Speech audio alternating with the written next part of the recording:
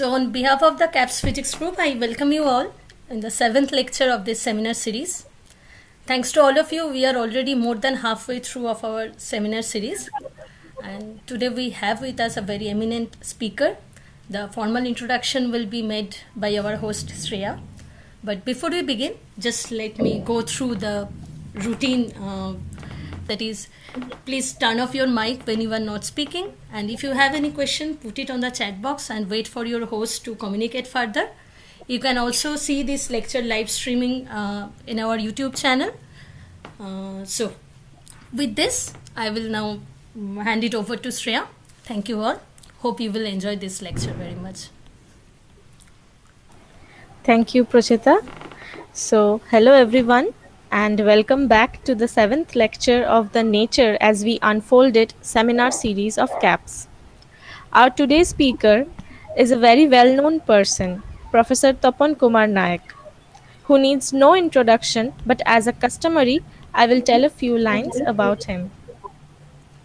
Professor Tapan Kumar Nayak completed his PhD in the year 1990 from the Michigan State University in USA at the National Superconducting Cyclotron Laboratory. He did his postdoc from Columbia University in New York, USA at the Nevis Lab. Professor Nayak served as a guest scientist at GSI in Darmstadt, Germany, and also at CERN, Geneva. He joined as a scientist at Readout in the year 1996. He became CERN Scientific Associate in the year 2005-7. He was also the deputy spokesperson of ALICE collaboration at CERN. His research interests includes quark-gluon plasma, QCD critical point, phases of nuclear matter, maps of Little Bang, and many more. Currently, he is associated with NICA as a visiting professor. Today, he will be speaking about the past, present, and future scopes. We are really lucky enough to have him in our lecture series. With this now, I hand over the mic to Professor Nayak. Sir, it's very clear. It's clear for this nice introduction. Thanks to Rathijit and the CAPSS members for giving me a chance to talk about in this series, Nature as we have it, and Nature as we see it. It's a very interesting series. This started by young colleagues from Bose Institute CAPSS department, and I think it's a very nice initiative. I didn't get a chance to listen to the previous talks. I'll do that now. I wanted very much to listen to Sivajida, but I'll look at the recordings. So today's talk, in fact, it was Rathijit who said that I should talk about past, present, and future of relativistic heavy ion physics. This is a vast topic for last 4 decades, and I'll try to do some justice to it within next 1 hour, and it will be mostly a picture show, slide show, not much on physics. So, but you will get a glimpse of where we started and where we are going in this relativistic heavy ion physics, so past, present, and future.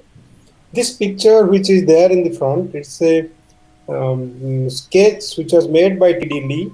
T.D. Lee, many of you would be knowing from the parity violation theory, and he got Nobel Prize for that, 1950, I think mid-50s, 53, 54 was the discovery, then he got Nobel Prize within a year or 2 after that. And this sketch he made in 1980 to demonstrate the nuclei as heavy as bulls. You have seen the bullfighting, you know about the bullfighting, which happens in India, in Kerala, and many places, Spain, Brazil, all places. These bulls, then the heavy element, when they fight, it becomes very, very dangerous. In fact, very intimidating, very dangerous, and sometimes people are also enjoying or participating in the fights. So this sketch was made by him to demonstrate the heavy ion physics, and then somebody made the statue in 2010, which is I think in China somewhere. Yeah, you see Chinese scripts here, So this is the picture which I thought the appropriate for this today. So let me start by giving a just very quick introduction to different discoveries in our field or in high energy or nuclear physics. It is called high energy, but high has a different meaning altogether in many, depends on how you think about it, and the relativistic or ultra-relativistic, then it comes to that point. So starting with the beginning of the century discovery of the nucleus in 1911, we tried to understand the nature of the matter. So you have the matter, and you have the molecules, you have the atoms. Atoms goes to, then if you go down more and more further, you have the nucleus. You go more and more into the nucleus, you have the protons and neutrons, you have the hadrons, which they are inside the nucleus. And then if you break up the protons, neutrons, they go to quarks. So how the nucleus was discovered, this alpha decay, this Rutherford's scattering experiment in 1911 that you all know. Then proton discovery 1911, neutron long time after that 1932. Then the muons 37, pions 47, kaons same year. And in fact, the Bose Institute, I must tell you that this, or acknowledge that Bose Institute made a pioneer role in discovering pions, and somehow it was communicated in a different way. It didn't get the Nobel Prize, but Bibha Chaudhuri and the previous Bose, DM Bose, I think DM Bose, right? Yeah. So they had done the experiments in Darjeeling. They had discovered pions, but Powell got the Nobel Prize some years after that because he used the same techniques which was used in Darjeeling, but he had a better experimental device, better plate, better photographic plate. So experiments are so important in that area. But he was few years after Bibha Chaudhuri's experiment. But anyhow, so that's the story. 1947. Otherwise, India would have gotten the Nobel Prize at that time. Then kaons, then antiprotons, 1955, 1956, neutrino. Many of the experiments you see, many of the discoveries were made not by the accelerator physics, but by cosmic ray experiments as well. Not only the accelerator physics, but cosmic ray as well. In 1930s, mid-30s, already people started thinking of the cyclotron, and so that was also coming up, the cyclotron experiments. 1962, muon neutrino. Then finally, in 1964, quarks were proposed by More Gelman and Zweig. Gelman got the Nobel Prize for it in 1969. And after that, the experimental discovery was by a group from SLAC. This was in a deep inelastic scattering experiment. Quarks were discovered experimentally, and the theory was predicted some years before. And the Friedman, Kendall, and Taylor got Nobel Prize for it in 1990. But the discovery was in 1968. 1974, another important discovery of the Jepsi particle by Samting and Richer. And then you have the 1977 bottom quark, 1995, very recently, about 25 years back, this one Fermilab discovered the top quark. So if you look at the right side picture, you have the fundamental elements and the forces, which is depicted in this picture. You have the quarks, you have the up-downs, some strains, top bottom, these quarks, they come in different flavors, different charges, different colors.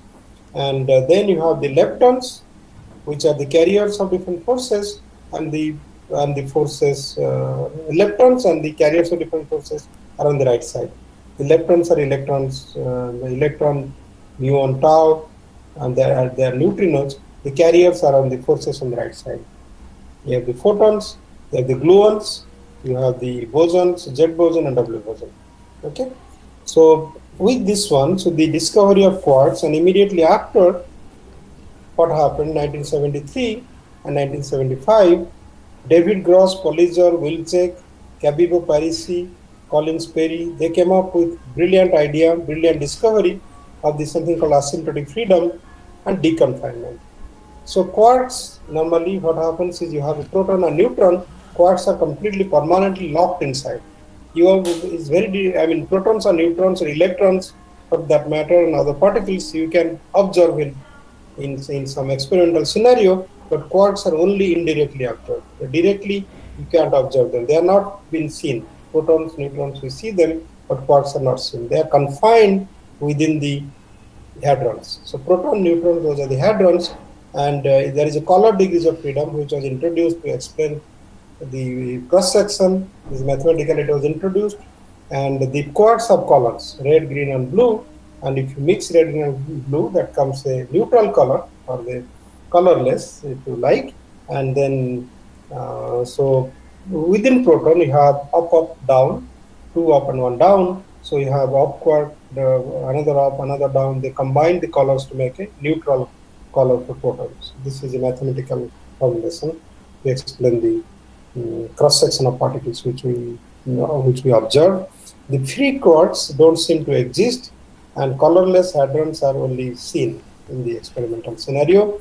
And the color force increases. Another interesting situation is that if you want to increase it's like they are within the proton neutron, they are all free. Within, if you think of a house, a big house where a proton has a house, inside that you have the three quarks. The three quarks are moving freely, so they are asymptotic freedom. They don't talk to each other.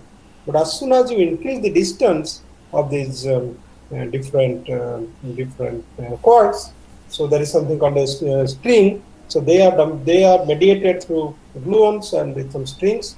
As soon as you increase the distance, then the force increases very fast, and then they come back again. It's like tug of war. You are pulling the string very much, and at the center you have the increase of tension. So the string tension breaks, string breaks. So you have energy. So produce matter and antimatter, quark and antiquark. Then again the quark and antiquark, they combine to form protons or neutrons or pions, things like this. So quarks are always locked down. They are not seen in nature, and they observe something called asymptotic freedom. Very simplistic way I am telling, and you can go through books and you can talk to your teachers and you'll know much more about what I'm saying here. These two discoveries, that quarks observed the asymptotic freedom and confined inside, gave another idea. If the quarks are confined, can we deconfine them? See the deconfined matter. And around that time, people are trying to put together the way the universe started. Like starting with the Big Bang. In the beginning of the Big Bang, we have the grand unification, the four forces of nature, the electromagnetic force, the Coulomb force, the electromagnetic force, the Coulomb force. Then you have the gravity, then you have the weak force and the strong force. All were united. So very quickly, the four forces got separated within 10 to the minus 15-20 seconds. You can look at the books which talk about the time evolution of that. And within a microsecond of the Big Bang, around that time, so you have the situation with the Big Bang matter consisted of quarks mediated by gluons. And then very quickly, quarks realized they can't be staying free, so they combined themselves to form hadrons, like protons and neutrons, and which is a hadronic phase, and in the beginning was the quark-gluon, quark phase. So that is called a phase transition in the Big Bang scenario. So we are the scientists, physicists are trying to put together this kind of scenario, and then they made this simplistic picture. If you have a hadron gas, which is on the left side, you have protons or neutrons, type of particles, or you can have other hadrons as well. So let's say protons, neutrons only, they have three quarks like this, and they have a bag. They are inside their bags, inside their houses. So that's the hadron gas volume. And now you heat up the hadron gas. We wanted to see the quarks free. So you increase the temperature very high, so the quark becomes free, or you compress them so much that the boundaries don't exist anymore. The boundaries go away. So that becomes a quark-gluon stage, or the quark-gluon plasma, which is a completely free quarks and gluons, quarks mediated by gluons, is different from the left side to the right side. Okay, this quark-gluon plasma is a thermally equilibrated state of matter in which quarks and gluons are deconfined. They are not confined anymore to the protons, neutrons, so that color degrees of freedom is manifested. Color degrees of freedom comes out over the nuclei. Color degrees of freedom comes out. So then, that time the experiments are mostly electron experiment, electron scattering experiments, or E plus E minus experiments, or people are starting to think about hadronic experiments with protons. And so now, why we need heavy ion? Why we can do with protons? Then scientists thought, many of our theorists thought, experimentalist theorists thought that it would be good to start with lot of quarks in the beginning. So instead of proton collision, which has 3 quarks, for example, you want to create a system which has many quarks. So you start with heavy, like heavier nuclei. You can go to sulfur, oxygen, gold, lead, like that. So heating up to very high temperature or applying extreme pressure, one can go from hadronic gas stage to the quark-gluon plasma stage. And this is possible in relativistic heavy ion collision. Relativistic means you are going up, the particles which are moving or the nucleus is moving is at a relativistic speed, at close to the speed of light, and a very high energy. If you go to 1 GeV per nucleon or more than that, you achieve that kind of situation. So that was discussed. Let's start with relativistic heavy ion collisions, where we can try to discover quark-gluon plasma and understand what happens in the nature, what happens to the standard model, what happens to the Big Bang, all that we can understand. So that was the beginning. So how this is 1973-75, the deconfinement and asymptotic freedom. This scenario was thought of between 75 and 1980.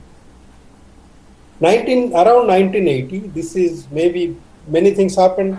Many people wrote many papers. I have seen papers from Nicholas Julassi and many others, Bjorken and many others talking about the relativistic heavy ion collision immediately after the deconfinement, asymptotic freedom was discovered. So then Helmut Sass, with the picture on the left side, picture on the right is Helmut Sass. He organized a meeting in Bielefeld. He is one of the leading theorists in our field. He organized a meeting in Bielefeld in 1980, where Migdal is one of the Russian origin theorists. Gordon Bem, you may know from, he is very famous in condensed matter, optics, nuclear physics. Gordon Bem, we have T.D. Lee, and they are in the meeting. They have the mayor of the Bielefeld. Okay, that's a different story. So T.D. Lee, in fact, came up with arguing that we need to. People say that he is one of the first person around 1975 and 1977. He also wrote a reviews of modern physics article talking about the heavy ion collisions. To understand this, he showed this bullfighting picture on the right side, and then he tried to convince the CERN Director General RHIC that time that we should discuss about accelerating heavy ions in the SPS at CERN to study the heavy ion collisions. So his idea was that we have to find the theoretically predicted quark-gluon plasma, which played an important role for the development of the universe. Then he said that we should start with heavy ions at CERN so that we can look for the quark-gluon plasma. This is 1980. So today I'm just going to go through from 1980 to now and what's going to happen in future. Around late 1990, again in Darmstadt, Germany, GSI, Darmstadt, many of you know because of the new fair facilities coming up recently. In few years, in a year or two it will be coming. So in October 1980, there was a conference workshop on the future relativistic heavy ion experiments. The advance from the theory to experiment went quite quickly. So this was organized by Bock and Reinhard Stock. Reinhard Stock is one of the leading, both Bock and Reinhard Stock are leading physicists in our field. Reinhard Stock, many of we know because he has been active, coming to India many times. Then, followed by 1982, there was another workshop in Bielefeld, again organized by Helmut Saaz. Helmut Saaz, Bill Willis, Maurice Jacob, Ericsson, they organized this workshop in 1982. So they didn't, this conference series, which is called Quark Matter Conference Series, it was not called by that time. Then third conference happened in 1983 at Brookhaven National Laboratory in September. Then they started giving the names for International Conference on Ultra Relativistic Nucleus Collisions, Quark Matter Series of conferences. So then that is the third one. So they named the Darmstadt and the Bielefeld, and this is the third one. And we organized in Jaipur 2008 this Quark Matter Conference, major conference. That was the 20th. I think 20th one. No, maybe I'm wrong. I forgot to count. But that was a major conference for us in Jaipur, close to 800, 900 people. So this is the beginning. So 1982, 83, 84, that is the beginning. Around that time, Hans Gutbrod, so who many of us know from W98 experiment, he was at Berkeley, and he started a collaboration between GSI Darmstadt, CERN, and Berkeley. So Hans Gutbrod, you have Buck on the left side from GSI, and Reinhard Stock on the right side, Hermann Grunder from LBM. These gentlemen, they started a triangle collaboration, proposal to get heavy ions to CERN. Around that time, people have been thinking to accelerate. Berkeley, there was this Bevalac to accelerate heavy ion at, they accelerated in fact 1 GeV per nucleon to look for the quark-gluon plasma. Bevalac. That is a nice document came around that time. It's a very nice discussion that around that time talk about the quark-gluon plasma. So there was a MOU signed by GSI, and they wanted to make the ECR ion source, and they decided how to do it, and they started thinking about the heavy ions at CERN at that time.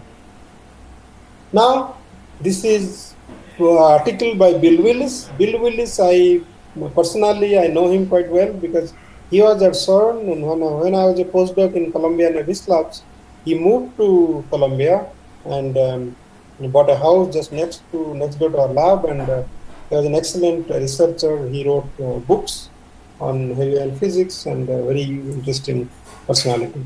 So he wrote this article in 1992 talking about the history, like how the Bevalac or Bevatron at Berkeley started and this 1 GeV per nucleon. That time there were experimentalists like Soji Nagamiya, who was my supervisor in Columbia University. He had this theory about how to look for strangeness enhancement and many other signatures of quark-gluon plasma. So Berkeley was very active those days. But then, let me show you a slide on the time evolution of the accelerator facilities to look for quark-gluon plasma and relativistic heavy ion collision. Then I will go through each time zone step by step. So 1983-84, you have the Bevalac at Berkeley. It's a fixed target experiment, 1 GeV per nucleon. So they in fact discovered the flow, the V1, V2, V0 directed flow. They probably don't call it the way we call it now, but they had Grasna Odiniec and Danielowicz. They came up, they were analyzing the data. They had seen that kind of scenario at that time, and strangeness enhancement is another thing. This is 1984. The 1981, the AGS, Alternating Gradient Synchrotron Facility, and Brookhaven National Lab, they were doing protons. That is the place where they had discovered Samting had discovered the JEPSI particle. So they started accelerating in 1991 light ions. That time, not heavy ions started only towards 94, 93, 94. But before that started with light ions, 1991. Then at that around same time, as I told you, the CERN was already planning. So CERN SPS fixed target experiments started 93, maybe a little before that, 93. I'll come to that. The SPS The most important was the top energy fixed target experiment of lead ions at 150 GeV per nucleon, where India played a major role here in W98 experiments. I'll come to that. Then around 1990, already people have started, or even mid-80s, people started thinking about having a relativistic heavy ion collider at Brookhaven National Laboratory. When I was a student, around 86, 87, and that time there were town meetings, people talking about RHIC, and then RHIC, they decided where to have it, whether in Fermilab or in Brookhaven National Lab. But Brookhaven offered the best possibility. They have the tunnel ready already. The tunnel was supposed to be there where what Fermilab did, but then the whole high energy physics moved to Fermilab, and the tunnel was not used. That was called Isabella tunnel. That tunnel people started using to make they thought they can make the idea was to make the relativistic heavy ion collider at Brookhaven National Laboratory. I'll give you a picture how long it took, but that started operating in 2000, 2001, 2000. Okay. Then the Large Hadron Collider at CERN started 2009 and still going strong. It will be taking data for another 10 years, and I will show you a plan which goes beyond even 10 years. So,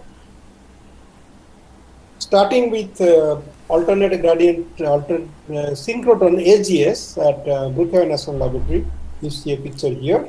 So there are a lot of experiments, two main series of experiments which are prominent for us: E802, 859, 866 collaboration. So when I was a postdoc, I started working on this 859, 866 part of the experiment.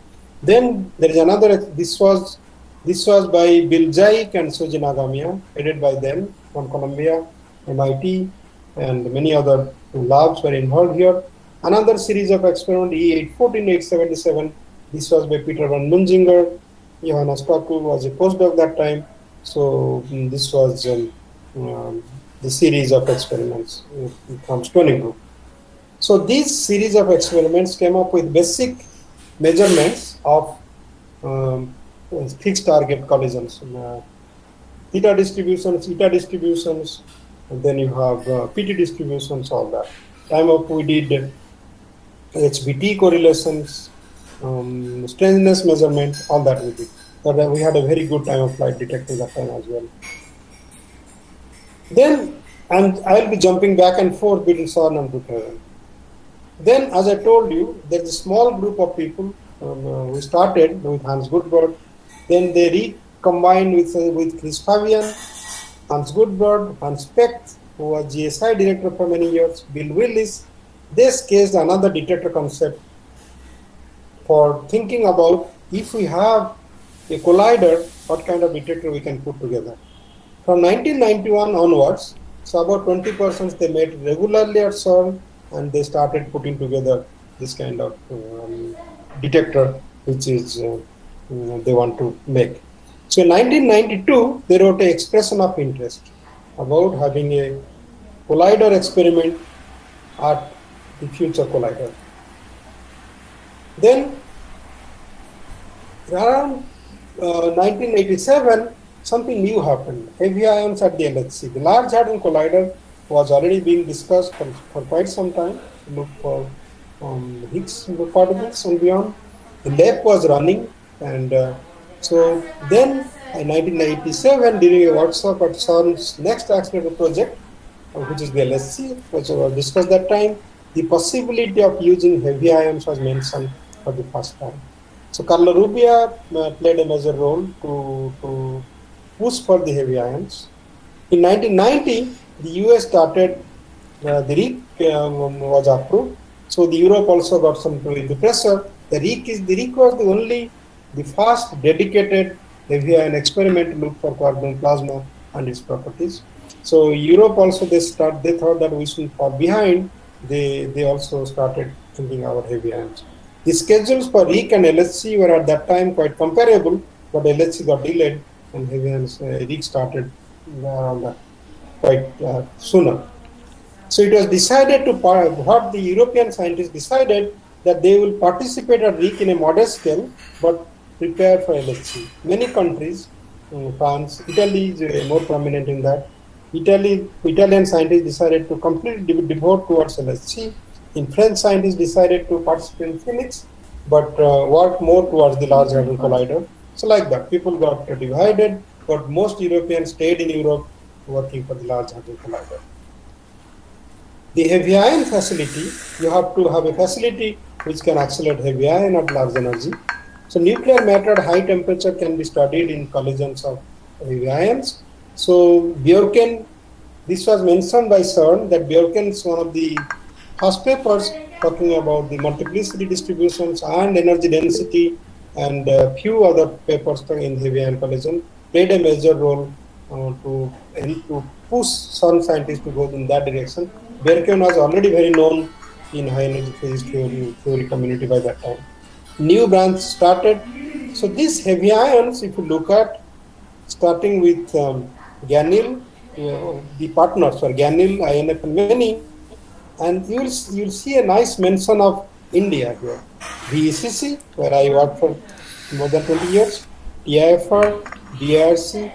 We from Department of Atomic Energy, we got very much involved in pushing in the heavy ion, making the first heavy ion facility in India. Then afterwards, in Large Hadron Collider, RRCAT India took a major role. They took over the whole thing, in fact, in the accelerator domain, and they did a fantastic job for the LHC to come up. At the SPS, we had in the beginning oxygen, 60 GeV and 200 GeV, then sulfur beam, 200 GeV, the 94 to 2000, we had 158 GeV per nucleon, and then we went down. So the experiments, if you look at 86 to 2000, the heavy ion physics at SPS were a big success. And the first was W80, W93 I missed in between, then W98. India participated in W93 to put a Photon multiplicity detector, then W98 played a major role. W98 we finished in 1996 because that area, that experimental area where we had the experiment, they wanted to use that for different purposes. So that was W98. NA57, W97, they're looking for strange particles, whereas W98, W80 were more geared towards photons. NA44, hadrons, dielectrons, NA45, Ceres experiments. Then we have, this is NA34, NA35, like that. N means north area, west means west area. West area was closed, so nothing went beyond. North area, still experiments continue. Right now, NS49 sign experiment still continues. And electrons in Ceres, dimuons, NA50, I'll talk about it, NA49, NA50 dimuons, and these are the major experiments at SPS. If you look at their setup, experimental setup in 2 slides, you have NF49. They used a time projection chamber, very small time projection chamber, smaller compared to Alice. Alice in fact was a big one, and Star is also quite big, a little smaller than Alice, but very big time projection chamber. NF49 used that, and they had very good time of flight, TPC and time of flight. Time of flight gives you the particle identification, proton, pion, kaon you can separate, electron you can separate. W97, NF47, they look for strangeness. NF57, they continue, they use a magnet called Goliath magnet, which was used by W98 before. So this is W98 experiment on the top. So beam comes here. This was we had a plastic ball. The 4-pi detector was used in Berkeley before it came to W98. Then we had, if you go beyond this, the forward direction, the purple color was the Photon multiplicity detector, where India, from many institutes in India put together, and it plays a major role in the discovery or in the search for the disoriented chiral condensers. And then we had just behind this one, the blue color, this is the color one, these ones, they are the photon spectrometer, which are looking for photon spectra. Then NF48, NF50, they're looking for JEPSI. Then NF45, this dielectron spectrometer, NF45 CNS experiment, are the mostly ring imaging theorem counter detectors. And that's another different technology. In N35, when they took data before, in the beginning, 1986, they saw with a streamer chamber, they saw they could make a photograph of particles coming out. So beam comes from the left, hits the target here, then you have many particles going, and the photographs are taken by NF35. A beautiful picture. NF49, of course, with the TPC, they made another spectacular picture. And when we were analyzing the data in mid-90s, 95, 96, René Braun came up with this root framework, which we all use, right? The high energy phase theories, experimentalists, we all use now root, especially experimentalists, to analyze the data. So using root, we could make a nice visualization of particles coming from right to left. I want to show you one or two experimental results, just to show that we had good results from SPS. SPS showed energy density. SPS showed strangeness enhancement. You see strangeness is increasing as a function of wounded nucleon, or the number of participants, as a function of centrality, if you like. He is increasing. This has been a signature of quark-gluon plasma. We have very nice results from ALICE also these days. But now in 99, it was really big thing. K1 to pion ratio, even by event fluctuations from K to pi, we are all as a function of centrality, as a function of beam energy, that was being published. W98, as I told you, came up with disoriented chiral condensate from India, our groups and MIT groups together. Then we had the direct photon spectrum. Theorists from India, Calcutta, Professor Shivaji Raha, Dinesh Srivastava, Vikas Sinha, they pioneered the direct photon spectrum measurements, and they make this is the experimental data. So using that one, they say that without the quark-gluon plasma, we won't be able to explain the data. So this gave rise to one of the first signatures of the quark-gluon plasma. Another important signature came from Helmut Saar's the theory topic, and it was experimentally seen by NF49 that as you increase the energy density, when you are colliding nucleus to nucleus, you have energy for Fermi cube, energy per volume. There is energy density. The energy density increases with the beam energy, with the heavy nuclei. So you are going from lighter nucleus, proton, Pa, sulfur, uranium to lead. When you go lead, we see that this is if you look at this is the yield of JEPSI with respect to measured by expected. It should be 1. Expected means theoretically expected, measured means measurement. It should be mostly 1, but at lead we saw a huge drop.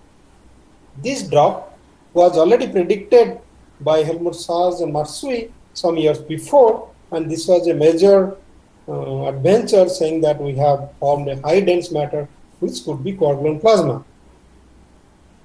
Then combining all the data from SPS, AGS and CIS. CIS or GSI was running around 1 GeV to 2 GeV per nucleon that time. One started to make a phase diagram picture. On the x-axis, you have the chemical potential, barium chemical potential, y-axis the temperature, and one makes a picture like this, picture like this line here, which separates normal hadron gas to a quark-gluon plasma. This separation line was a theoretically, or just some sketch, if you like, before, and now we started to put dots on that. If you put dots on that, AGS, SPS, the SGS, CIS, they are all below this conjectured QGP line, and SPS, we saw suddenly SPS is at the boundary. So this encouraged a lot of theoreticians, experimentalists say that at SPS we have seen signatures, not only signatures, in this map also, which was theoretical minded, and with some calculation that time, we saw points which are on the quark-gluon plasma domain region. So But this is created here, but when it freeze out takes place, it comes down. So people are trying to discuss thermal freeze out, chemical freeze out, different freeze out scenario, and which came to, like in the reaction, you have the collision happens, then the particles and everything, they as time goes on, they come to some point which is called a chemical freeze out point, where the number of particles species remain constant, it doesn't change anymore. And beyond chemical freeze out, it goes to thermal freeze out, where there is a different interactions, inelastic interactions, and you get, or interactions we get to thermal freeze out picture, where the temperature again freezes. So only the momentum changes here. Here the particle species ratio multiplicity remains fixed. The momentum remains frozen here. So we have the chemical freeze out, thermal freeze out. This we can discuss on some other point. This PGP phase diagram was made. And CERN was bold enough in the year 2000 to say that we have a new state of matter, and this is the quark-gluon plasma. This big announcement was made on 10th February, the whole day seminar, and many people gave talks. They decided, they had a press conference also saying that we have a new matter created at CERN in the year 2000. Okay, now let me go back to RHIC. What happened to RHIC in the US scenario? So 2000 RHIC was still trying to get commission. 1983, the RHIC project was conceived as a part of the United States NSAC, National Science Advisory Committee. This committee is responsible for any approval of any big accelerator in the country, in the US. They make a long-range plan, which they project for 5 years, 10 years, 15 years, what they are going to do. 83, the conceptual design report was submitted to DOE in US, and the collider R&D began.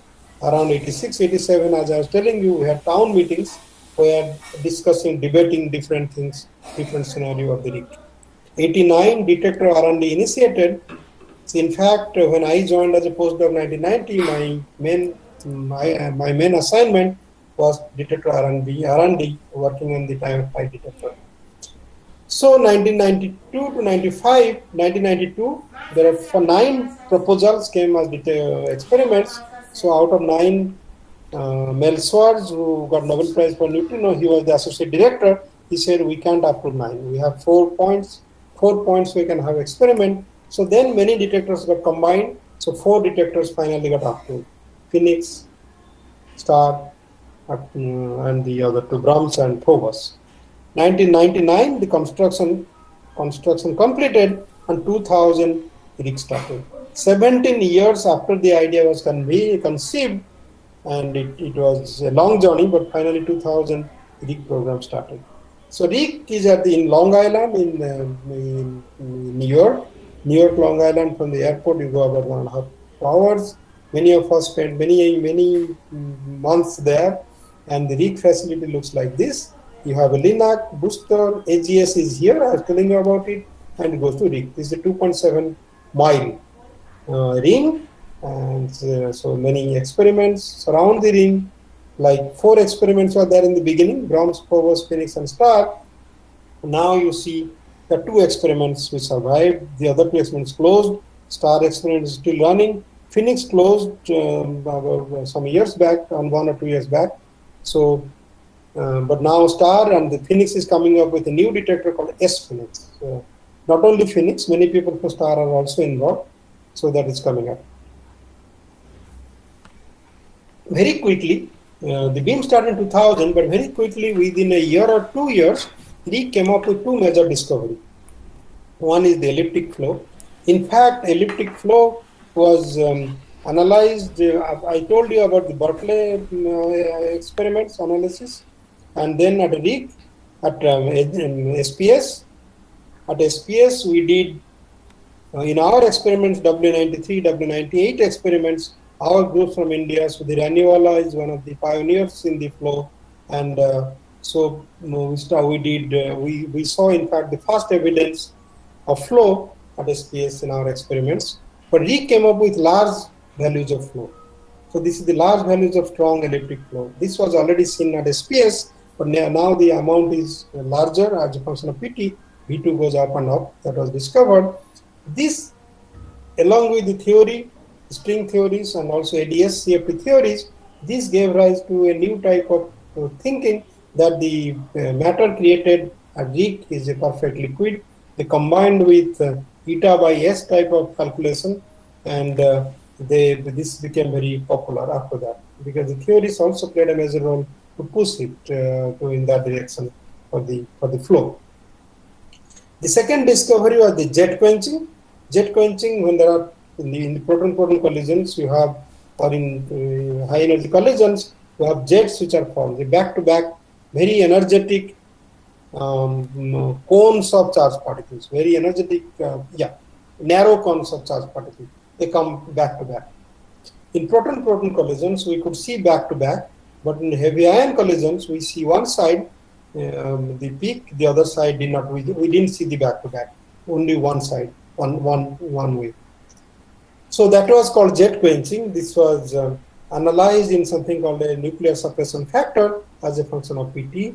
And if you look at the CERN SPS, the value was very large. You go to RHIC, it was very low, as expected.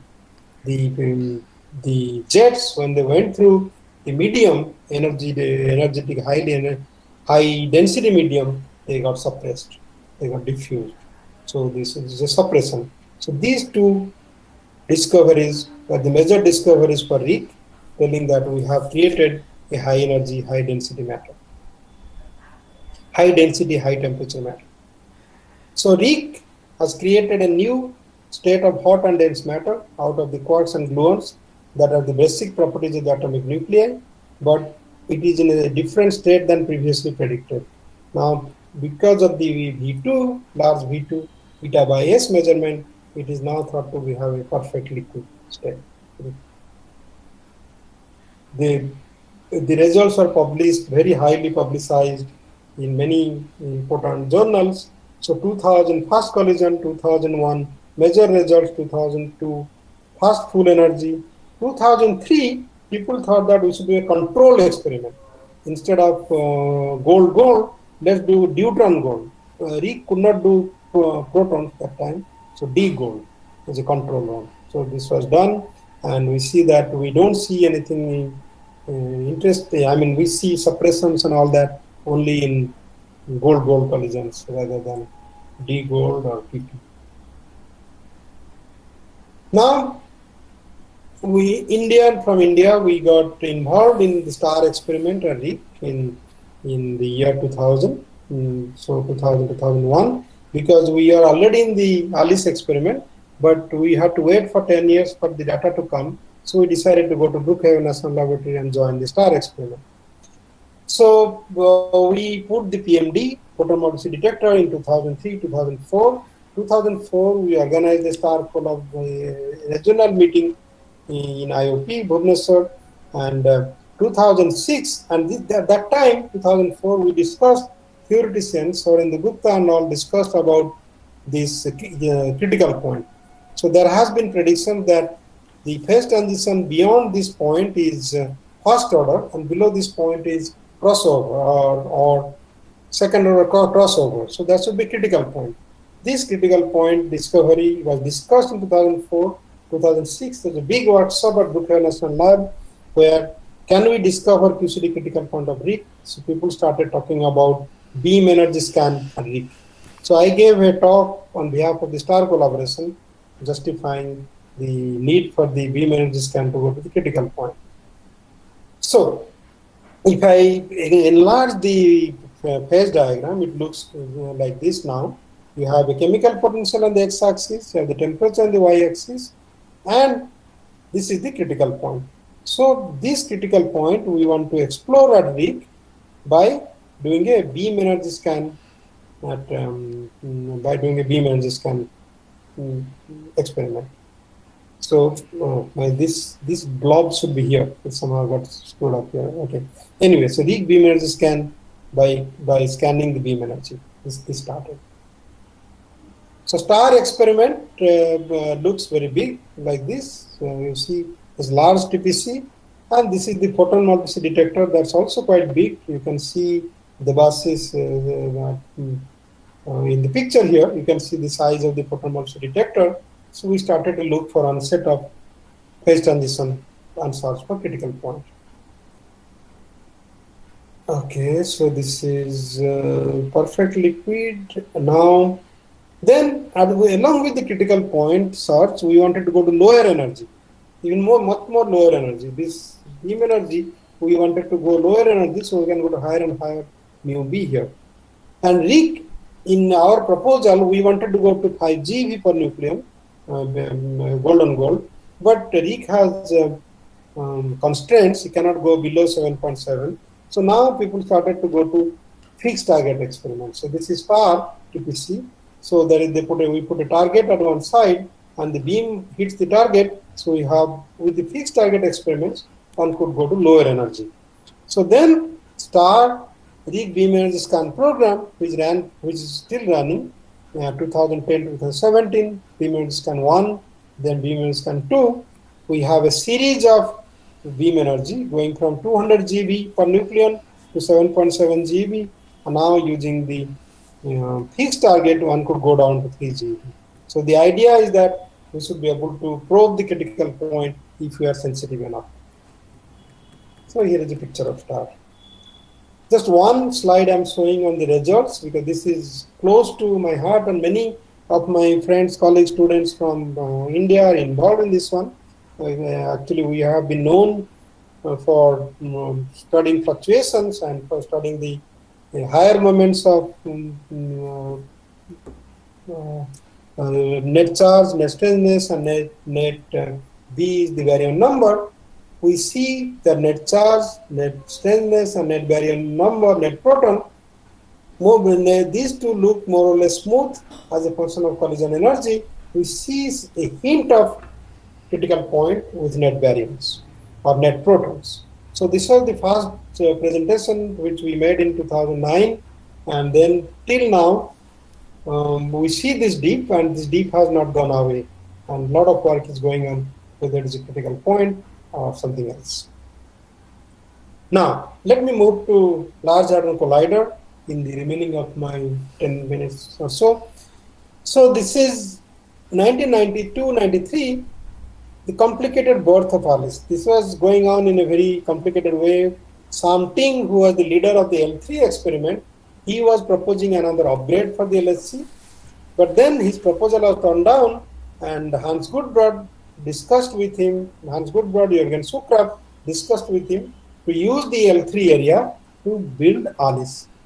So, and to take over the magnet, get the magnet and build Alice. So Alice cost will be low. That was the idea. In March 1993, the letter of intent was written, and India was a part of that by that time already. So Alice took off with full steam after this one. The invitation was accepted in 93, something invited for us to L3, and we started from there. And March 1993, CERN collaboration started with 40 institutes, and here you will see Bhubaneswar, Calcutta, Chandigarh, Jaipur, Calcutta, Jammu. We started with these Indian institutes, and with Hans Gutbrod as the deputy, Jürgen Sukrab as the spokesperson, this took off immediately. So at the Large Hadron Collider, many of you would be knowing this because this is in the news for last 10-15 years, very much 27-kilometer tunnel underground, about 100 meter underground, and the design beam is proton TeV, 5.5 TeV lead on lead. And there are 4 major experiments, Atlas, Alice, CMS, LHC-B. All 4 experiments, they take lead beam, LHC-B to a small extent, but Alice is the main heavy ion experiment. CMS and Atlas are excellent programs. You see the 27 kilometer, you see the airport, you can see the size of the experiment. In 2003, we cleaned up something invited L3. L3 was a huge experiment. My first visit to L3 in 1996, I was really amazed to see such a huge experiment used at that point. We cleaned up, we have the magnet now, and that 2003 and 2009, This is the picture just before PMD installation. PMD was installed right here. This is the Alice cavern in 2009 May. We installed in June to August. We installed and took data in 2009. In the collaboration, we have 174 institutes, 39 countries. From India, we are very much a part. From Calcutta, Bhubaneswar, Jammu, Jaipur, Chandigarh, Indore, Mumbai, and new institutes will be coming up soon, Guwahati, and many places, Chandigarh, yeah. So this is funded by DST, so very much a mega science project of the Department of Atomic Energy and Science and Technology. First beam, 2009 came, and people are just crowding the control room. First event pops up, a beautiful event, people are very happy. Within few days, we submitted an article, it came up in EPJC. We recorded only 280 events. Nowadays, we are talking about millions and billions events. Within 2 weeks, this was published. It took 20 years to build ALICE, 40 minutes to take the first data, 1 hour to get the first result because the beam was just there within first 2 days to get the final result because analysis tools are already ready. So we just have to plug in that 280 events and get the data. 3 days to agree on the author list, and it was submitted within a week. So ALICE so far has taken lead-lead, xenon-xenon, proton-lead, PP, and we have plans for going to oxygen-oxygen in near future. India in ALICE played a major role. We made the 100% photon multiplicity detector. We made the muon chamber in Saha Institute in Aligarh. The photon multiplicity detector was a combination of the work of many institutes. The Manas chip was designed in Saha Institute, built in India. Common readout unit, we participated in R&D and contributed to the fabrication of the CRU from Indian funds. Forward calorimeter, we played a major role 2008. We proposed the forward calorimeter for ALICE, silicon functional calorimetry, and this is now approved. This year it got approved. And we use the grid computing. Computing is a major factor to analyze the data. PMD on picture, you'll see the beam pipe and the detector, how big it looks. Muon chamber, this is also a large scale detector. CRU, this is basically coming up for the next run. Without that, the data taking will be impossible. We started participating from the beginning, the R&D, designed the CRU board, and we contributed to 400 CRU for the time projection chamber. Because the data volume you see from next year when you take data, we have 3 terabyte per second data volume comes. CRU reduces the data volume so that you can write the data to the disk. So this played a major role in taking the data acquisition system. Silicon tungsten calorimeter, we did R&D along with BRC and Bell, Bangalore, and this was the results were very fun, very interesting, and this detector is now approved, and it should be coming up within the next 4 or 5 years. This is called focal. This is now approved into 2020. India, we make a huge data analysis effort. This compilation is from Supriya Das from Bose Institute, and we are participating in all physics analysis groups and contributing to the major part in the ALICE as well as in STAR experiments. The main physics from PP to P-lead and lead-lead. PP, you can test the PQCD calculations from different way. P-lead and lead-lead, they are going towards high density matter. That was in the beginning, that was the discussion. But nowadays, the proton-proton high multiplicity, proton-proton, we see signatures similar to the quark-gluon plasma. We see high density matter similar to quark-gluon plasma. This is a lead-lead collision, 5.02 TeV, 1 beta electron volt, the highest energy anywhere. And this distribution looks very, very nice, the geometrical pattern, lead on lead. You can have a lead on lead head-on collision, central collision, or a peripheral collision, and you can compare the data and then try to see what happens in the heavy ion collisions compared to the peripheral collisions. And as I was telling you, discoveries in small systems like proton-proton, is coming up in a big way. And now we have the discoveries in small system, knowledge of the large system, and then we can try to put together to understand the high energy matter which is formed in these collisions. In 2014 to 14, we started upgrading the detector for data taking. We played a major role in the TPC. Our students in the Bose Institute, in IOP, NICER, and my own students from VECC, we worked in the TPC readout chambers, going from multi-wire proportional counter to gem detectors. So we are still contributing to the TPC. And we have the CRU, we contributed for the TPC. The ITS is a silicon detector. It's a very interesting concept, and that is also almost ready. MFT, muon forward tracker, that is going to help in the heavy flavor sector. Muon arm is getting upgraded. Then we have the common projects and the new detectors, new readouts for all the detectors. And this is what is going up till now. And the data taking will start 2 years from now, 1.5 years from now with the new LHC. And LHC will take data till 2028, 29. Then after that, we move to a new domain. Before that, let me tell you, just I'm coming toward the end because my time is getting up. We have, that is in the high energy sector. If I go to LHC and beyond LHC, I'm going to very, very high energy sector. What happens in the intermediate energy, low energy? Because we want to look at the critical point. At RHIC, we are looking for the critical point. That is the 5 GeV or 3 GeV per nucleon to 200 GeV per nucleon. But LHC is very high energy. Critical point is not there. That is the only continuous phase transition. The FAIR facility, where Bose Institute plays a major role, in fact, in the country leading the effort, is coming up. And this is the construction going on.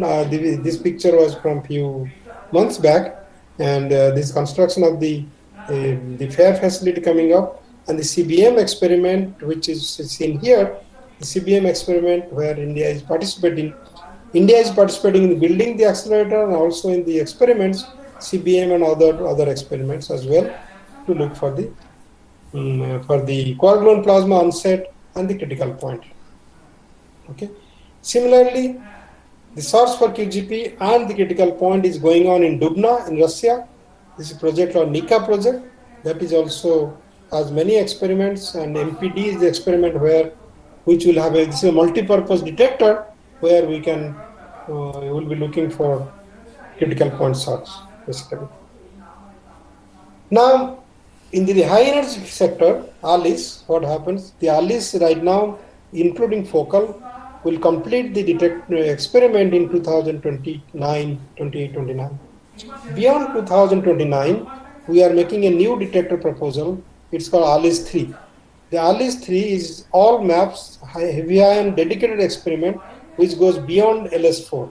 From 2030 or 2031, 2032, now because of the LSC schedule has a little bit gone in that direction, so it may be not 30, maybe 31, 32. We'll be starting with all silicon detector. This is a detector with all silicon. The collision happens here, but these are all layers, are all silicons, basically. Then we'll have 10 tracking layers of 10 tracking silicon detector, and time of flight we'll have at the end. We are discussing what is the detector for the time of flight. Then we have calorimeters on the top. There is a possibility to put the forward calorimeter focal in this one also. You can imagine this detector will be large because it will cover 8 units of rapidity, almost 4 pi detector. It will capture almost everything which comes out of the collision, so that we can understand the full global properties and understand starting from stainless to heavy flavor to in all directions. So this is another picture of the phase diagram, talking about different where we stand in terms of LHC, RHIC, fixed target experiment, FAIR facility, NICA, and quark-gluon plasma. If you go towards neutron stars and beyond, you have different experiments by NICER, nicer coming up. Neutron star mergers, this is in beyond, this is high density matter. And this is very rich field coming up. Now, my last slide, I just want to tell you the young students who are many of you attending this talk. There is beyond LHC, there is a discussion which is now not only discussion, there is approval now coming up with the Future Circular Collider called FCC. This FCC, this is not my drawing, this is not my video. Somebody made the video. You can see what it is going to explore. It is going to explore the origins of the universe. It's a 100-kilometer tunnel which is going to be built below ground, about 300 meters below ground, even below the Geneva Lake, and circling the LHC, and which is going to come up 300 meters deep. And now LHC has 1200 superconducting magnets. This will have 8000 superconducting magnets. It is going to answer many things. So there is a proposal, there is a plan to also, this music I can pause just for a second. So the detectors will look like this, the large detectors, and the particles will come out. Okay, so that's the Future Circular Collider, which is now taking shape at CERN. There is a plan to accelerate heavy ion, lead ions. So lead ions will be at 39 TeV per nucleon. That will double the number of particles which is being produced now at this LHC thing, and that will open up many domains of physics beyond anything you can think about. Particle physics, thinking about the beyond standard model, all the super symmetric particles, everything is going to be in a very different scale. So that's going to happen in the next. The plan is there for not only 10-20 years. They have a plan for 70 years, starting from the beginning. First, we'll start with something, then next stage. Maybe by the time heavy ion comes, that is the third stage, maybe 2040, 2050, not 40, 2050, like that. So there is a big, interesting future of the field, the high energy physics, proton, electron, E plus A minus, heavy ion exist in future.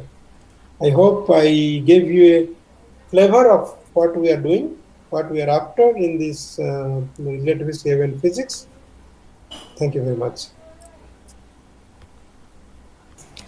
Thank you, sir. Thank you so much. It was really a beautiful and interesting talk. Let us start the question very answer. fast because Yes. No, it's all right. Yeah. It was all right. It was perfect, I think. Yeah. And now let us start the question answer session. So is there any question from the audience? Maybe I have a question. So how do you experimentally determine that we have found the critical point? I didn't, maybe I don't understand that properly. Yeah, actually that's a very good question, because we have been struggling with how to find the critical point for a long time, because this simple, this picture, for example, this picture, let me just, I think this would have been, sorry, this should have been here. This is the case. This quark-gluon plasma doesn't belong here, it belongs here. Okay, so now if you can see my slide, right? Yeah. So this x-axis is chemical potential, y-axis is temperature. This right side of this picture, this is called fast order phase transition. There is evidence of fast order phase transition. Fast order phase transition is similar to what happens in water. In water, goes from ice to liquid water to steam, like in steps. You have the latent heat and fast order. So we have hints of fast order phase transition. The point where the fast order transition ends is the critical point. So here we should see signatures of fast order phase transition. Here we should not see that. And this critical point is accompanied by large fluctuations of different quantities. Many thermodynamic quantities fluctuate. The susceptibility, for example, I can show you some susceptibilities which fluctuate at this point, like specific heat, compressibility. They fluctuate at this point. So, and the many other quantities which are in the theoretical domain and experimentally now we are measuring, they fluctuate. We want to look at fluctuations of different quantities to see at some point experimentally we want to see as a function of collision energy, this is low energy, this is high energy. We plot as a function of collision energy and try some quantity. Then we try to see at the critical point what happens to those behavior of the measurement. If there is a large fluctuation, that's what we call critical point. One example I showed you is this one. This quantity here, this as a function of collision energy, it goes down and then comes up. This point where the bottommost point, there are many people who believe that could be the critical point. But this point is also can be explained through some of the other models. So we have to make sure whether it's a critical point or something else. So critical point is basically a large fluctuation of some physical quantities as a function of temperature, energy density, and which we are measuring through collision energy, beam energy. Okay. Thank you. Okay. Thank you. That's and we measure something called a conserved quantity. Conserved quantity means if you look at the 4-pi experiment, charge is conserved.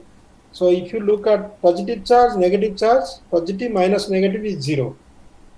But we are looking at a small area, small phase space, not the full 4-pi. So it is not conserved anymore. So this Q is charge plus minus charge minus. S is strangeness. Strangeness plus minus strangeness minus. B is baryon number, like protons. So that is also, we take protons minus antiprotons, like that. This plot is the protons minus antiprotons, that plot. So Q and S, they don't show that fluctuation, but B shows. Theory says we should see also in Q and S and B. We don't see that.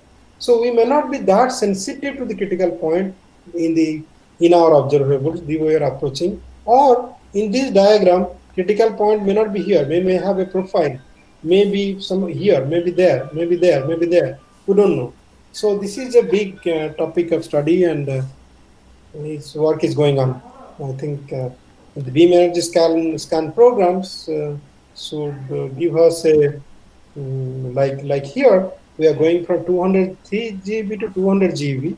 If we plot in steps some quantity, we should be able to pin down the critical point. Let's see. Okay. Thank you.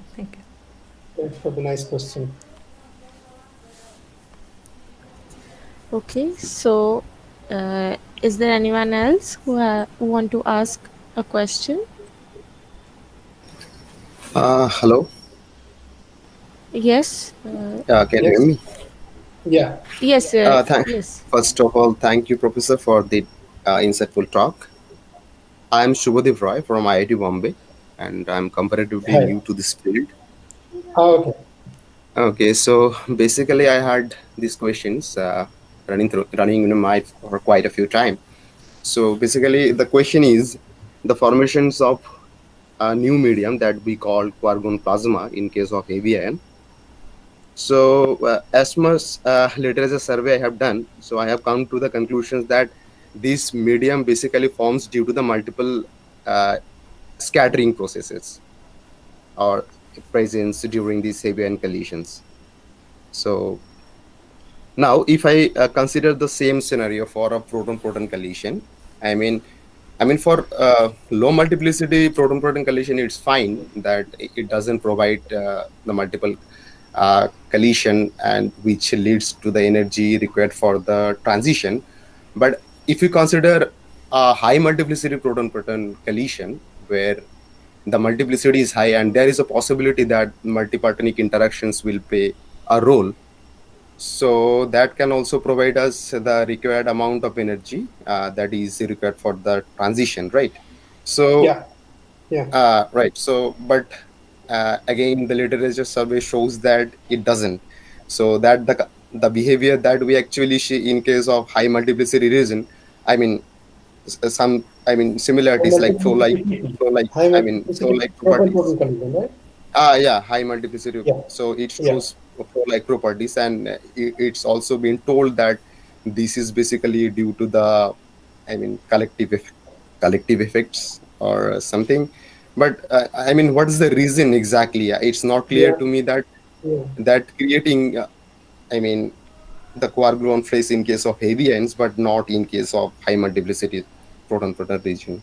I mean, Yeah, this collisions. is Sorry. very interesting question and interesting domain. In fact, this high multiplicity proton was, in fact, is a discovery at a large hadron collider.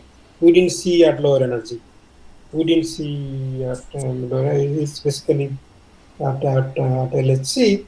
When you start to with the all three experiments, CMS, Atlas, and ALICE, when you start to, we have a measurement domain. When you try to, we measure d and d eta, for example, multiplicity, which is small, and in some events you will see that multiplicity can go to very high number. So d and d eta within a plus minus 1 into rapidity maybe 7, 10, 20, 15, but sometimes it can go to say 60, 70, 100. As a function of multiplicity, when the multiplicity within that range goes up, so we can calculate the energy density using Bjorken's model. So the energy density we think also is going up. And we have seen experimentally that if you are looking at the strangeness enhancement, which I told about, so strangeness also as a function of multiplicity, if you plot in pp, it is going up, and at the very high multiplicity pp, it is getting closer to heavy ions like xenon and lead. So your question is, what is the mechanism which produces this high multiplicity compared to the minimum bias proton-proton, which is not very clear. In heavy ions, it is clear. My That is the question question. exactly, I mean, if I mean, what is the exact reason that Yeah, it's not right, producing a QGP in right. case of high multiplicity proton collision as well? No, it is. It is this. It is the. If I understand the. Okay, let me answer and then I come Oh, to yeah, your surely. question. Yeah. I think I understand your question. So this is a question not only for you. It is a question for many in the field. Like what is the mechanism which produces high multiplicity, such high multiplicity in proton-proton collisions? That is the first question. The second question is whether that is QGP or not, which is your question. At high multiplicity PP, whether it is QGP or not. But this is yeah. These two are the questions. So in heavy ion, you have head-on collision, you have peripheral collision. You have peripheral collision which produces multiplicity similar to the proton-proton minimum bias collision. So, but when you go to heavy ion, you start with many nuclei, many protons, neutrons, or quarks, and that produces high multiplicity. But in proton-proton, it is always proton-proton. So how it produces a high multiplicity in one case and low multiplicity in another case? It is beyond. When I tell the high multiplicity, if you take minimum bias PP, it's 10, let's say, number of particles within some error bar. But when I say high multiplicity, it is very high. 100 is beyond statistics. Which produces that? So the multi-parton interactions which you told about, that is one of the reason. Another thing, it is not, I mean, experimentally people are doing it, but theoretically it is not even clear what produces. One of the things which we have seen recently is that the proton is not a fundamental particle. Proton has quark. You can invoke the quark degrees of freedom. You can think about quark number participants instead of number of participants, which you probably have been reading now, because the participant with the way in the lead collision, a participant is a neutron or a proton. You start with 208 lead. You are starting with 416 neutrons plus protons. So in a head-on collision, number of participants is 208 plus 208, 416. In a peripheral collision, in a non-central collision, the overlap region, whatever proton number, neutron number they have, that is the number of participants. So many quantities, they vary as a function of, they behave nicely as a function of number of participants. They fluctuate, yeah. they are proportional to the number of participants. But in PP, you have just one proton, one other proton, two protons, two number of participants. But if you go to quark number of participants, your proton has three quarks, another proton has three quarks. That is another way to understand is that sometimes what happens, the three quarks in the proton, three quarks in the neutron, whether they are completely aligned, then the particle multiplicity can go up. If they are not aligned, the particle multiplicity will be lower. So there has been recent papers talking about the quark number of participants and discussing the alignment of different quarks inside the proton when alignment means overlap region, and which is one of the way people are trying to understand the multiplicity. I don't know much more beyond, maybe somebody knows. So, but this is an interesting question.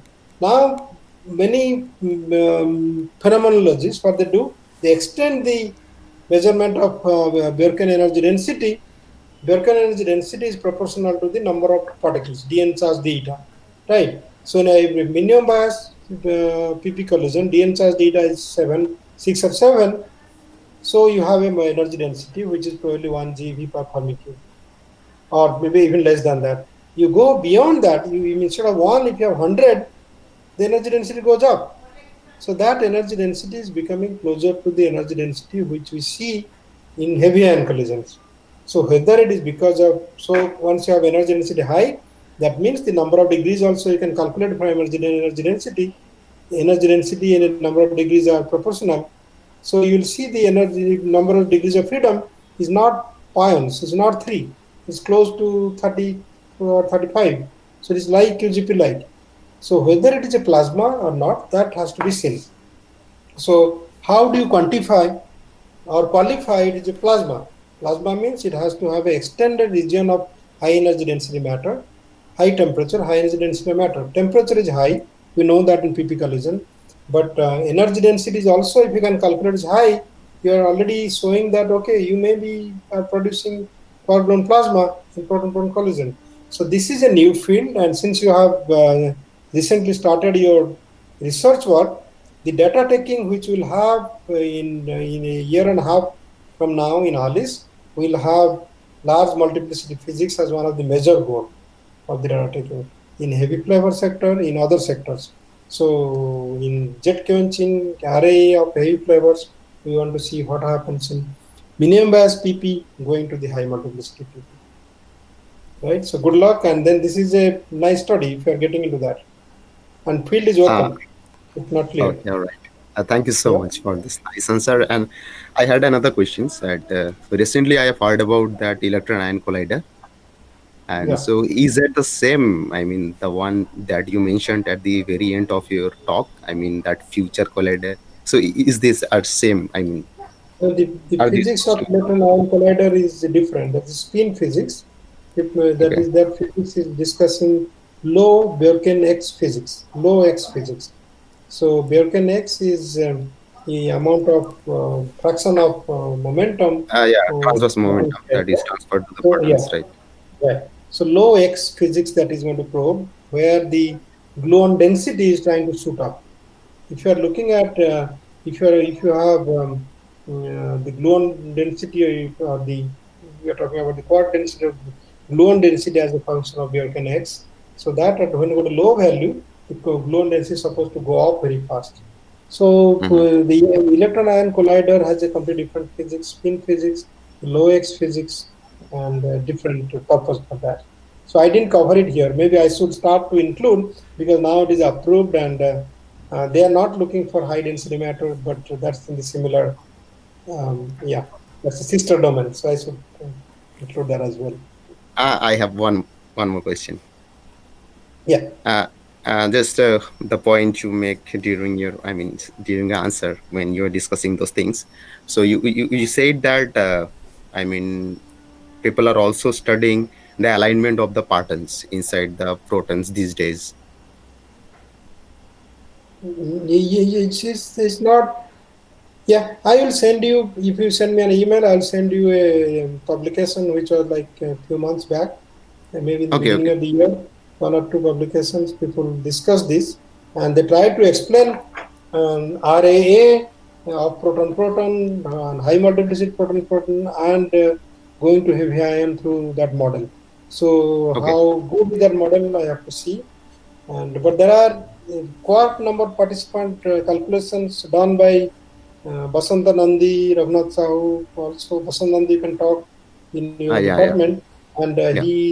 they have published papers on quark number participants, but they did not discuss about this three quark alignment type of thing. But this new phenomenological work where they have just simplified model, they did and try to explain the array data. So I can send you this reference. Okay. Thank you so much. I will get you. Yeah. Thank you. Okay, so the next question is from chat box. Rajendra Nathpatra will ask a question. Yes, hello, sir. Hi Rajendra, long time no see. Yes. First of all, thank you to the organizer for organizing such a nice talk series for our research community. And thank you very much, sir, for giving such a overview talk, the past, present, and future of our heavy ion, not heavy ion, high energy research. So my question is, still now we have a very good, we have a very good experience from the hardware side, from development work, detector, and a very good physics experience from our Indian side. Now, in the future direction, what is the development and R&D activity is going on for experiments like FCC or EIC or NICA or CBM? I mean, in the direction of the next physics, next level of experiment in future. And the second question is that what is our Indian development? Means nowadays all the big countries, not big countries, developed countries who are doing great science, they have developed their own accelerators for doing such kind of big research. They have big project, US, Europe, Russia, or Germany.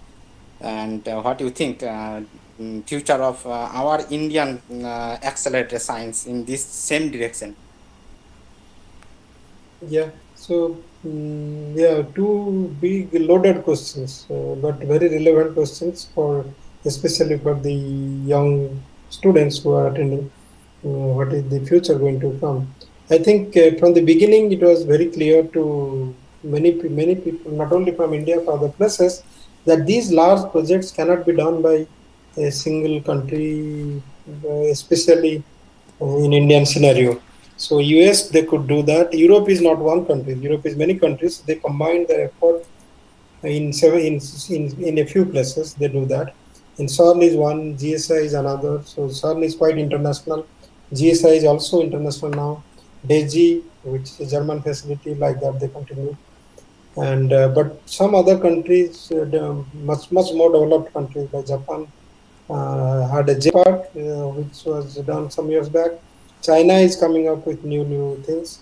But looking at Indian scenario, I think we have a excellent accelerator. We actually had very excellent accelerator R&D at RRCAT.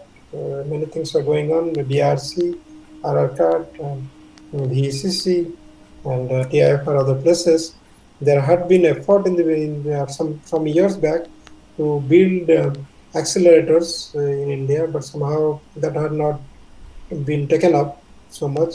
But I think looking at this scenario at present, we don't have to build a big accelerator. We have to have accelerator facility technology, not facility technology with us, but then we can participate in Europe or in US or any other place. We can participate in building accelerator like LHC. If you look at, India played a major role in building LHC.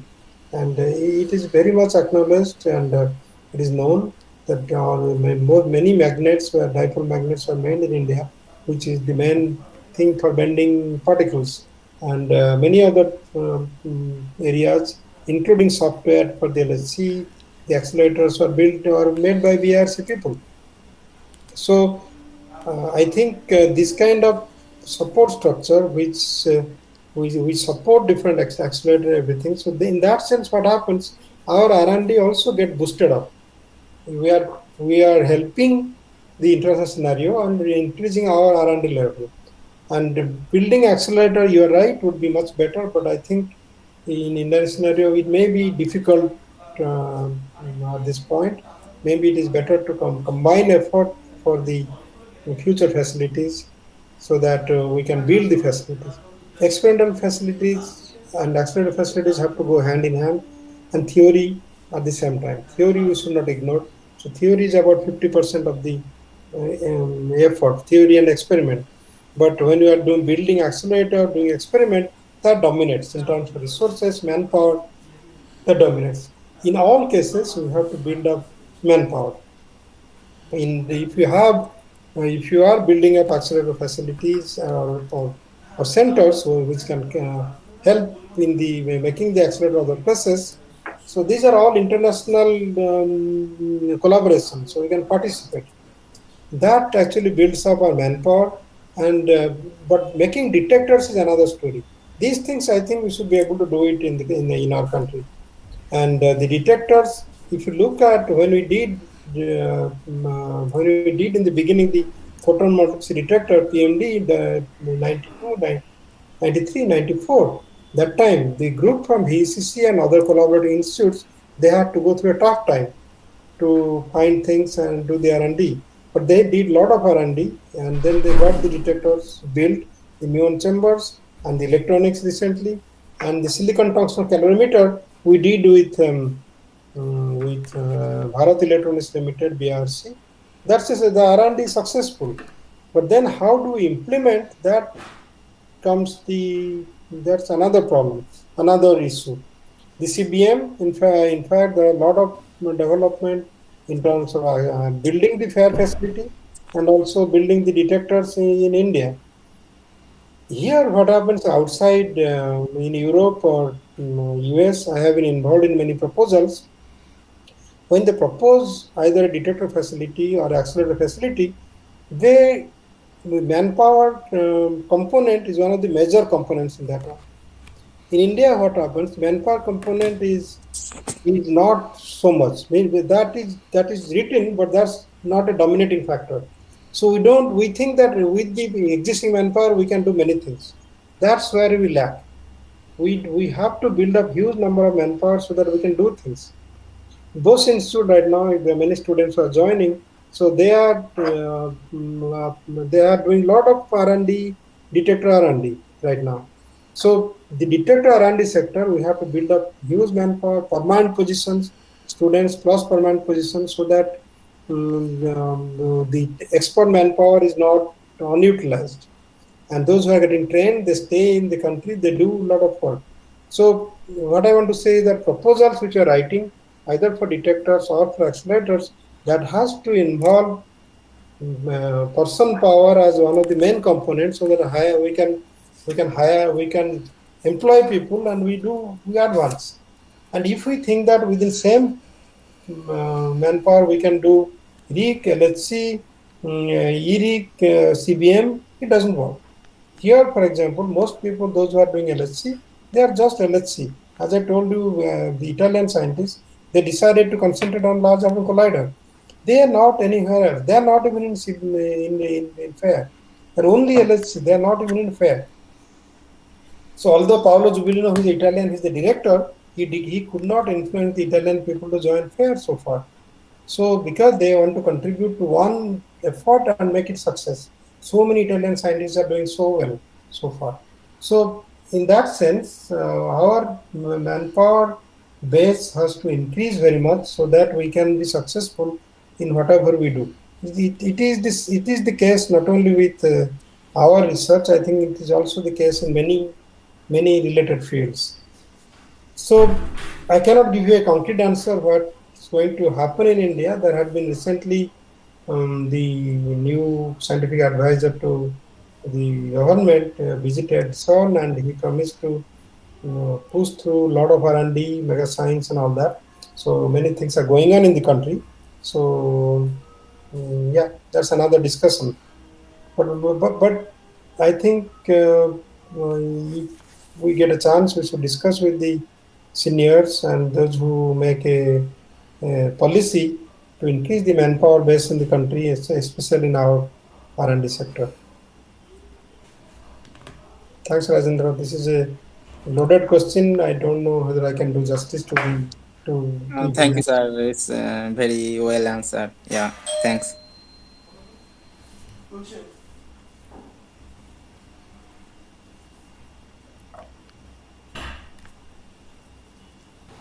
So, is there any other question from the audience? I don't see anything in the chat box, not even in YouTube. So, shall we end the meeting then? I think people are now. What time it is now for you? For me, it's already 7. People are hungry and already I the started question after answer my session lunch. went on. Yes. Yeah. Right. So it was really a nice talk, sir. Thank you. Okay, sir. Thank you. Thank you, all of sir. you. And Thank I you all. hope it was useful, and then talk to you soon.